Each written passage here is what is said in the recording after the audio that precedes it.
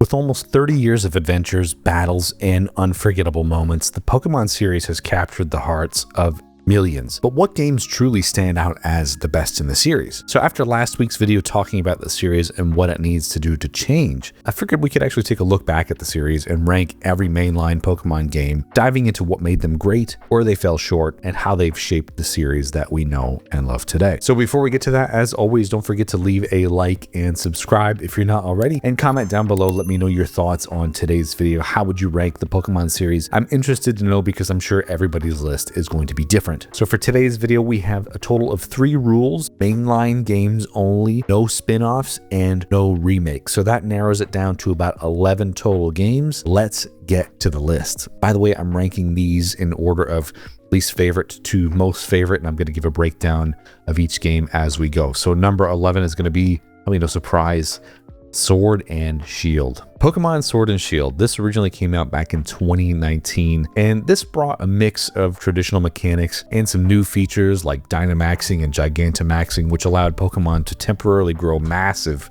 and unleash some powerful moves. The Wild Area was a standout addition, offering an open world-like experience with roaming Pokemon and changing weather conditions that influenced encounters. This was kind of a stepping stone for some later games like Scarlet and Violet and Arceus as well, but you know what? I didn't think it was done super well here, but the one thing I will say here is that the gym challenges was revamped into stadium style battles. So if you liked Pokemon Stadium or Pokemon Coliseum, it had that grand sense of scale to the series' iconic format, which was really cool. Now, despite the innovations here, Sword and Shield faced a lot of backlash when it first came out due to a lot of Pokemon being excluded from the national decks, leading to a lot of criticism about this game feeling incomplete. And additionally, while the world design showed a lot of promise with the Wild Area, it felt like it lacked polish, honestly, and with limited interactivity and noticeable performance issues, it just felt a little bit underwhelming. And speaking of underwhelming, the story was kind of meh. The characters in the story were pretty much forgettable. It just didn't feel like a great Pokemon game to me. Okay, moving on to number 10, we have Pokemon X and Y, the first games on the 3DS. Pokemon X and Y, I was actually really looking forward to this when this came out, and this was a major milestone for the franchise, being the first mainline games to feature pretty much 3D graphics thanks to the 3DS. Set in the Kalos region, the games introduced Mega Evolution, a temporary power boost for certain Pokemon, which offered some new designs and abilities that was really cool. X and Y also debuted the Fairy type, which helped balance the overpowered Dragon type and added a fresh dynamic to battles. So with character customization, updated visuals thanks to the 3DS, and online connectivity through the player search system, the PSS, these games felt like a more modern reimagining of Pokemon for the 3DS. And the storyline was centered around Team Flare's plot to use an ancient weapon for destruction, but it was mostly forgettable. And Kalos, the world itself, of course, was great looking on the 3DS. It just felt a little bit underdeveloped compared to some other things, with a lot of areas lacking memorable locations or even post-game content. The difficulty curve was also very low thanks to experience share, which was the mechanic that allowed the whole team to level up, making it easy to overlevel without much effort, which is a feature that I think is, you can't go back to the older games and play because there's no EXP share, but here I am complaining about it actually being in there and making the game easy. So X and Y, yeah, it might be considered one of the lesser entries because they focused more on presentation than substance. There were some things that I liked, like the Mega Evolutions, but I don't know, I haven't really thought about that game since it came out in 2013. Okay, coming in at number 9, we have Pokemon Sun and Moon, another 3DS title. Sun and Moon, I was really looking forward to this one as a follow-up to X and Y, and there's a lot of changes here to the Pokemon formula, which set Sun and Moon apart as kind of like a bold evolution of the franchise. Set in the tropical Alola region, these games replaced traditional gyms with island trials, which was really fun. It was like a series of unique challenges, and you had your totem Pokemon battles that better integrated the culture of the region into the gameplay, probably maybe better than any other Pokemon game yet. Sun and Moon also introduced regional variants of classic Pokemon known as the Alolan forms and the Z-move mechanic, which allowed Pokemon to unleash powerful once per battle attacks. Now, despite this, Sun and Moon are often seen as polarizing due to the heavy reliance on cutscenes and linear design. I know I personally felt that there was a lot of hand-holding here. It felt kind of intrusive to somebody who prefers to play these games a little bit faster paced. So yeah, it was visually stunning, it was great, but I don't know, it just felt like it lacked some of the scale or depth compared to the other regions in the series. So it all felt very small and linear as a result. Moving on to number 8, we have Pokemon Diamond, Pearl, and Platinum. Pokemon Diamond, Pearl, and Platinum, the first entry in the series on the DS, was a significant technical leap forward for the franchise. Set in the Sinnoh region, these games introduced a lot more Pokemon, introducing legendaries like Dialga and Palkia. Sinnoh's vast overworld was filled with snowy mountains, forests, and diverse towns, allowing you to feel a real sense of scale to the adventure. And additionally, Diamond and Pearl introduced the GTS, or the Global Trade System, revolutionizing how you would interact with other trainers and trade Pokemon worldwide. Now, despite all this ambitious stuff, Diamond and Pearl were criticized for a lot of design and technical flaws. This game is slow. It's very sluggish. Move animations and health bar drains take significantly longer than other games in the series that came before it. But later on, we got Pokemon Platinum, which was the enhanced version and improved upon a lot of stuff that Diamond and Pearl, I guess, could be considered shortcomings, and is regarded as the definitive experience for these three games. Pacing issues were addressed with faster battle animations and pretty much streamlined the overall experience. Platinum also had some really cool stuff with the story, giving you some notable enhancements with a focus on Giratina and the Distortion World, which was like a surreal puzzle-filled area that added a lot of intrigue to the narrative. I really liked that portion of the game, but it's a shame it was limited to Platinum when it could have been maybe implemented into the main story. Really cool game, but Platinum is going to be the best one to play out of these three. Okay, how are we going so far? Is my list the exact same as yours? I'd be interested to know. I gotta say, number 7, I'm quite surprised that I didn't have this game a little bit lower on my list, but I think looking back, I really appreciate some of the things that were done in this game, even if it started off a little bit rocky, and that is Pokemon Scarlet and Violet. So we all know that Pokemon Scarlet and Violet didn't have the greatest launch, and yes, there are still some things that aren't 100% fixed, but I have to say I really respect this game for embracing a fully open world format. Set in the Paldea region, the games allowed players to explore vast environments freely and tackle 3 different storylines in any order. So you had your traditional gym challenges, the Titan Pokemon, Path of Legends, and then Starfall Street storyline featuring Team Star. So this non-linear approach gave you a sense of freedom and flexibility, allowing you to pretty much play this game however you wanted. Now, despite the ambitious design, Scarlet and Violet struggled with a lot of technical and performance issues at launch. The game's graphics, though obviously beautiful and colorful, were really criticized for feeling outdated and low res. I mean, the textures weren't great, the draw distances weren't great, the pop-ins were just way too frequent. Additionally, there was so many frame drops, glitches, and buggy animations that detracted from the overall experience. But I will say that when I played this game, I really didn't have a lot of those things. But then again, I didn't play the game right on launch, so some things were fixed eventually. But yeah, it was kind of difficult to fully enjoy the immersive world when there were so many technical shortcomings that frequently broke the immersion. Now, beyond the technical flaws, some design choices contributed to a mixed reception. While the open world format offered freedom, it also lacked clear guidance and pacing, allowing you to feel a little bit overwhelmed or directionless. So that's pretty much why it's better to focus on one task at a time, whether it's your gym battles or Titan Pokemon or focusing on Team Star. Better just to compartmentalize them as you go. So yeah, regardless of some of the technical missteps, I think some of the story stuff here was, I hate to use this term with Pokemon because it's so often used, a step in the right direction. I really like some of the end game stuff with some of the time travel mechanics. It was very interesting. I'd be interested to maybe see a little bit more from this formula if they can do it right. All right, at number 6, we have Pokemon Red, Blue, and Yellow, the original ones. So the original Pokemon games released in 1998 with Red and Blue in the US or the West, and then of course Green in Japan. These were the groundbreaking games that introduced the world to the Pokemon franchise.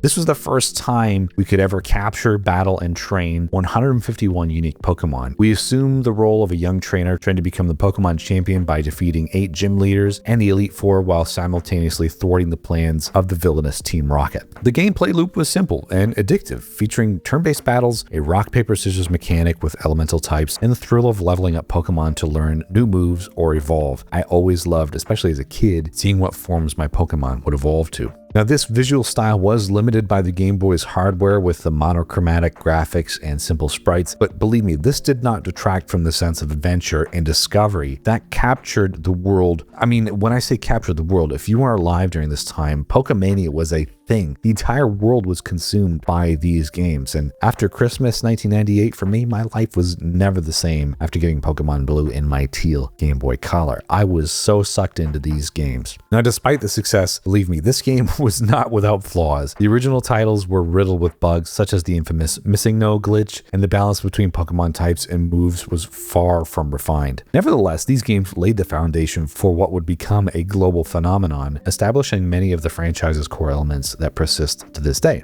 And later on in 1999, internationally, we had Pokemon Yellow, which enhanced the base games by incorporating elements from the popular anime of the time. And believe me, I was very excited to have Pikachu follow you throughout the entirety of your journey. The game also featured some updated sprites, adding Jesse and James from Team Rocket to align with the anime, and made all 3 starters available, encouraging diversity within your team. So these improvements with some balancing tweaks refreshed the experience, making Yellow, I would say, the definitive version of the Game Boy titles. And it just so happens to be the only physical game that I still have from my childhood. I even wrote my name on it, so when I took it to school, nobody would steal it. I love Pokemon Yellow. Now, hang on, before we get any further, did you guys know that almost 90% of the people that watch my channel on the regular are not subscribed? So make sure to hit that like and subscribe if you're not already. And if you want to support the channel, don't forget to check out the channel memberships, which I have down below. Gives you access to some really cool emotes and other cool benefits. So check the link in the description for more information and see which tier is right for you. So anyway, let's get back to the list with another great entry in the series that I think you might love just as much as I do. So coming in at number 5 is a game that I played on launch. I haven't revisited it since, but I will say it did have a profound effect on me just because it was cool. It felt like a more maybe mature version of Pokemon and what was happening in the games, and that is Pokemon Black and White. Pokemon Black and White were a bold step for the series, focusing on a fully original roster of 156 Pokemon in the main storyline. This forced players to engage with new Pokemon designs, emphasizing Unova's status as a region far removed from what we've been used to. And the most interesting thing that was introduced in Black and White were triple battles